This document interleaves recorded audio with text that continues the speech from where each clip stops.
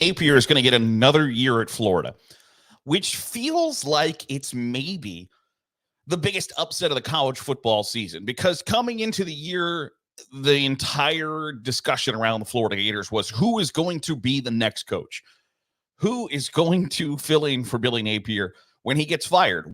When is he going to get fired? And he is not going to. Scott Strickland, the athletic director for the Gators, today released a statement saying, hey, we are not going to fire him. We are moving forward with him as our head coach. He's our guy. And I think there's probably two ways to look at this. There is the cynical side, which is, hey, Florida doesn't want to or can't afford to pay his buyout right now.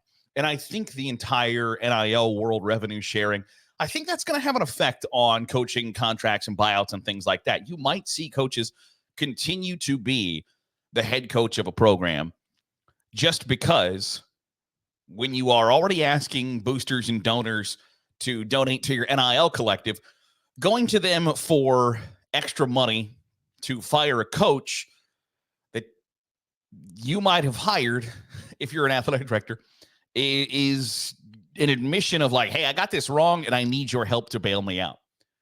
And when you're already begging those people for money, it kind of sucks to go back to them for more money to bail you out of a situation that you put yourself into. I think it's really easy to ask those people for NIL money. And obviously it's a little different. I'm not the one doing it, but I think that's a really easy thing to ask for, right? It's like, hey, for us to continue to be competitive, for us to continue to get the best recruits, for us to be active in the transfer portal, we need your help bringing the best players to our university. And those rich old white dudes love that. And so they feel like they're a part of the program, that like that quarterback right there, that left tackle, that wide receiver is here because of my money.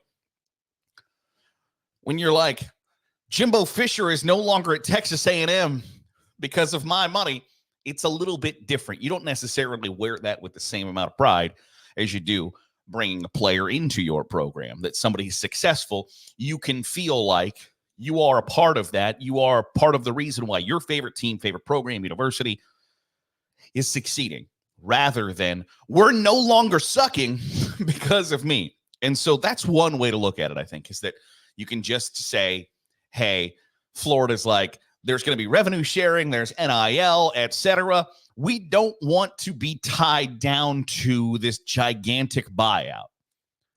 So that's one way. I think the other way to look at it is there's light at the end of the tunnel for Florida. There is something tangible that you're like, you know what? We're not that far away. And when you look at it and think of it that way, like they're 4-4, right? And the 5-game stretch to end the season doesn't look nearly as daunting as it did at the start of the season. Is Texas still a gigantic challenge for them? Yes. Is hosting LSU and Ole Miss back-to-back? It's still a little bit like, okay, those are teams that are on the cusp of the college football playoff. But are they completely unwinnable? No. Florida State was a top 10 team to start this season, and they beat nobody.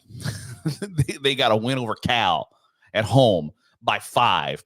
Otherwise, it has been a bad year for the Noles. There is still a chance that, like, against all odds, Florida could go bowling in 2024. Which, coming into the season, the talk was like, okay, are they going to win 3 games or are they going to win 4 games? And right now, they're already at 4-4. So there is a light at the end of the tunnel in that aspect for 2024, let alone for the future. DJ Lagway looks pretty good. DJ Lagway looks like he can be a future star. The part of the process of his development continues to be like, we got to make sure nobody else poaches him from us. But he's been pretty good, or at least good enough to give you hope that we can get this thing rolling. And I know that the kind of the instant reaction from Florida fans is like, oh my God, what are we doing? But I don't know that that's fair. I think that there's still a chance. Like, do I think that Florida is on the cusp of winning a national title with Billy Napier as their head coach in the next 4 or 5 years? No, probably not. And to some aspects of the fan base, is that good enough? No. And I completely and wholly understand that faction, because when you have a history that includes national championships, to settle for anything else feels like you're accepting mediocrity. And so I understand that, and I get that completely. But at the same time, would you prefer to go back to the Will Muschamp days, the Ron Zook days? Because while Billy Napier might not be the guy who's going to lead you to the promised land, he's also not, I don't think, the guy who's going to completely torpedo and tank your program and lead you to needing to hire somebody who has specialized in reclamation projects. And that's a difficult place to be and a difficult pill to swallow, right? Because everybody wants the best. Everybody wants to be the best. Everybody wants to be a member of the winning team. But being the member of the team that goes 8-4 or 9-3 every year sure as hell beats being a member of the team that goes 5-7 or 6-6 every year. And so the thing that I would ask Florida fans is, I think, a similar question to what I would ask Penn State fans, or I would ask Ohio State fans, or when Jim Harbaugh was struggling in Michigan.